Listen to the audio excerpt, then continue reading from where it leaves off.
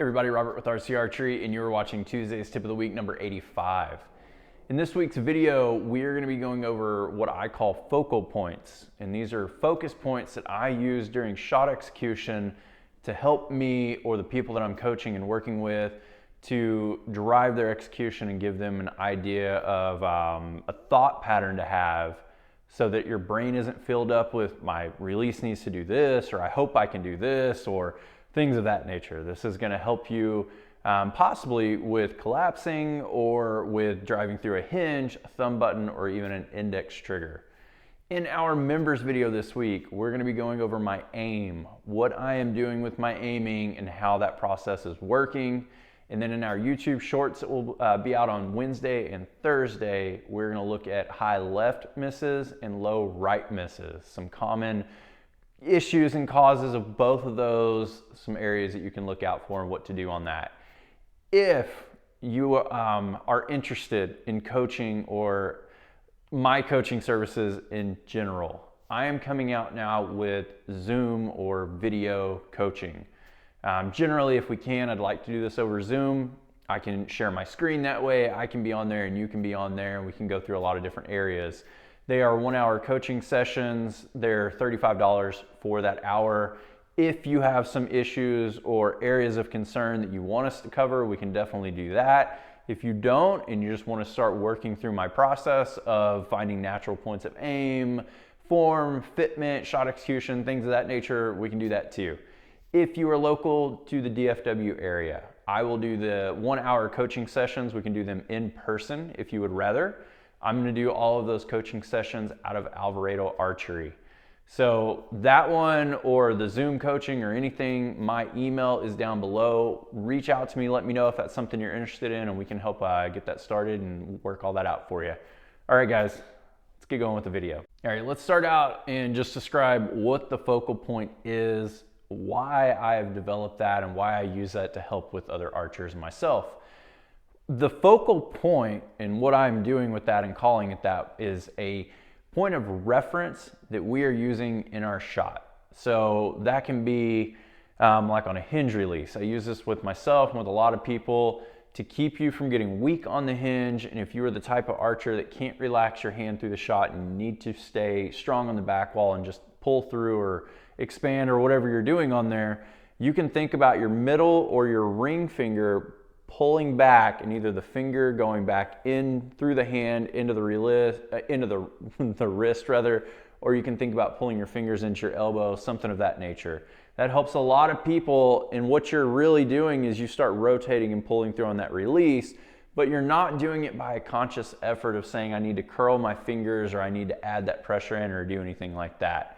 Generally, I mean, what we're doing with this is we're taking pressure away from the index and adding it into the outer fingers. And the reason it works this way is because your conscious brain can only focus on one area at a time. So if we're using a hinge release and we draw back with that, a lot of our pressure is always on that index finger. So even when we start to transfer some of the pressure to our outer fingers, we are still predominantly based on that index. So when we start focusing on these outer fingers and driving them back and pulling them into our palm or whatever we're doing with that, when we're focusing on just those outer fingers, the index tension will naturally give and release as long as we're not being too tense and holding too much pressure on that index when we start our shot. So that'll help. You can do the same thing with a thumb release. These thumb releases, we actually can think of just the thumb pulling back or our whole hand pulling back.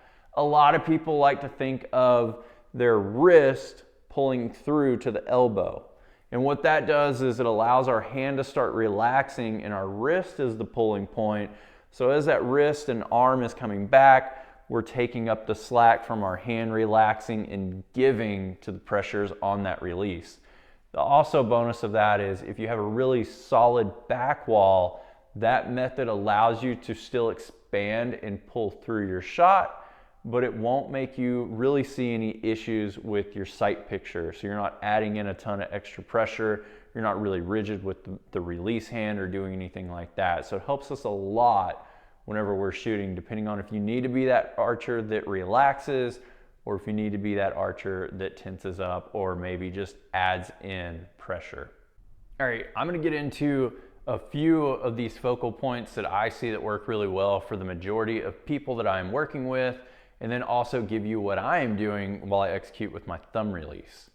So a lot of people that I work with seem to find really good repeatable shot execution by using that method we just talked about, where the outer fingers are pulling into the wrist or pulling towards the elbow. That helps a ton of people.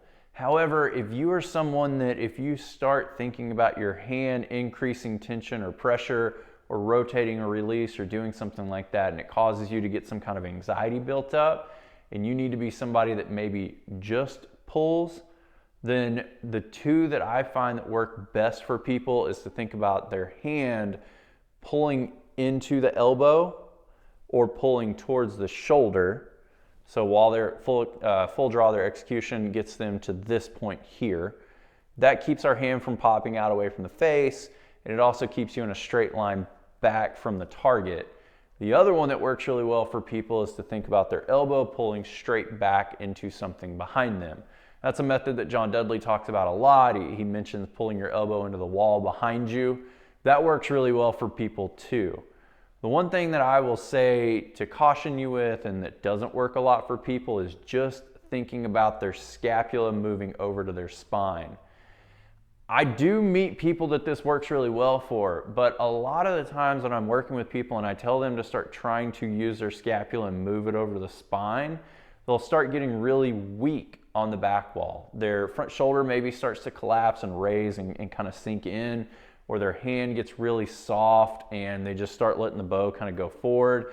And any kind of movement they're getting back there to move their arm is being taken up by their front shoulder coming in or their release hand relaxing and this release going forward. So I find it's better for the majority of people to do something to be active with the release. So something that keeps them in there. If you're shooting an index release, you do the exact same thing. You get your finger on the trigger, so you don't want it way out on the tip of the finger, you want it wrapped in between, so it's more like this instead of like this. And then at that point, you can think of taking that index and pulling it into the hand or pulling the elbow back, one of those methods. Usually, I find that telling people to take their finger and pull their finger back in towards their palm works best, because with that index trigger, if you're just pulling and you don't really move, or if you start collapsing, something like that, usually it's an archer that's early on in their career of what they're shooting, so they don't have the best idea and process, but they don't want to just smack the trigger. So that's kind of where I'm getting that happy medium of pulling that finger back through. What I am doing, I use this with a thumb release. You can use this with the hinge release as well. I just find that with the thumb release, I'm a little bit more consistent on the overall movement that is needing. But what I am doing is I am focusing on taking my entire hand and the release side and pulling it away from my bow hand. So instead of thinking pulling it away from the target, I actually think pulling it away from my bow hand. And the reason that I started doing that is because I have a tendency to over aim and let my shoulder kind of creep up or my elbow bend a little bit, and I lose some of this forward push on the bow. So when I'm losing that forward push, even though I'm pulling really well, I'll just pull and I have to take up that slack to create any additional pressure on my trigger. So when I am thinking to take my release hand and pull it away from my bow hand, I'm keeping my bow hand solid towards the target and keeping the pressure solid towards the target and allowing that to just slightly increase until I can get enough pressure built up on the thumb button to break my shot. There's not a lot of hand manipulation movement needed to set that shot up. It works really good for me that way. I don't have to think about adjusting or moving my hand while I'm shooting. And literally I just focus on my aim that we'll talk about in our members video today and just work on creating extra distance between the two hands. And that works so well for me to allow me to have that shot to be consistent from one to the next. If you want to check out that members video today and learn more about my aiming process, there's a link down below that tells you about being a member of this channel and the two packages that you get and your benefits of that. If you want to do, like I said, the in-person coaching or the Zoom coaching, my email is below. Reach out to me and let me know. Keep an eye out for the YouTube Shorts on Wednesday and Thursday. And if you haven't already done so, subscribe to the channel and hit that bell notification so you're alerted when these videos come out each week. Thank you guys. I'll see you soon.